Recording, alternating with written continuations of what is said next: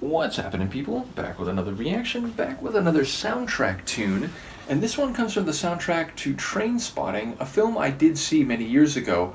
I don't remember all the details. I certainly remember it has a lot of intense and troublesome moments, but also some comedy. I think the ending is less dire than it seems like it's going to be along the way.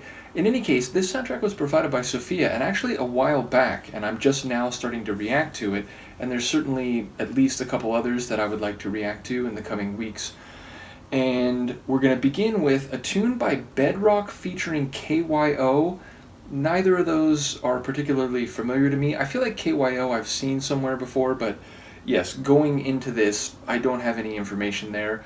The track is called, make sure I have this right, For What You Dream Of. And it is an electronic track. It's essentially like a trance club track, but right in the middle of it, suddenly we get a soulful female vocal, which, the first minute and a half in, it doesn't seem like there's going to be anything like that. So it sort of balances the track or gives it a slightly different overall flavor. So I would say the tune, it's driving, it's electronic, it's very dance floor, and yet that vocal coming in gives it a bit more of a cerebral atmosphere and a soulful sound. So it's a nice balance, it's a nice synthesis of electronic meets regular or organic music, if you will. Nevertheless, it is a longer track. I think it's over 6 minutes, and the synth bass in particular caught my ear when I heard it. So yeah, this is a very intriguingly balanced and dynamic tune. Let's give it a listen. This is from the Trainspotting soundtrack, which is from, what year is that? 1996. And the tune is called For What You Dream Of, and it's by Bedrock featuring KYO.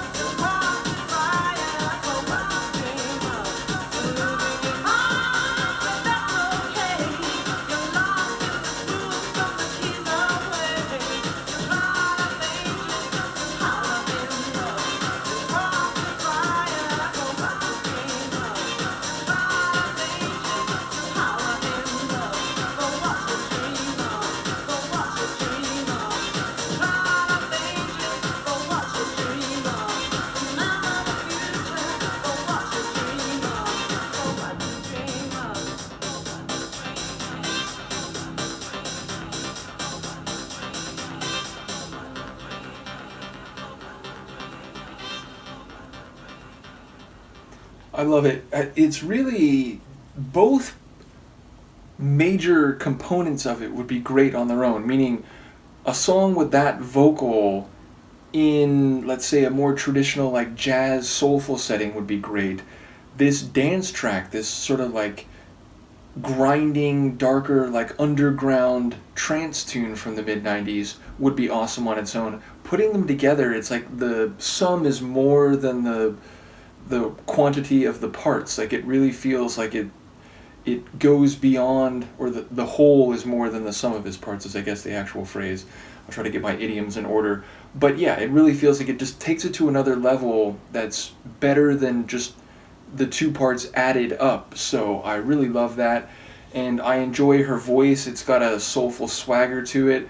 I especially enjoy the different keyboard lines. Also, there was a moment like when it was, it kind of was still broken down a little bit, and then those hats come in, like, someone who likes trance and techno, the introduction of and the sequencing of the percussive elements, it can really go a long way in terms of making certain parts of the track stand out.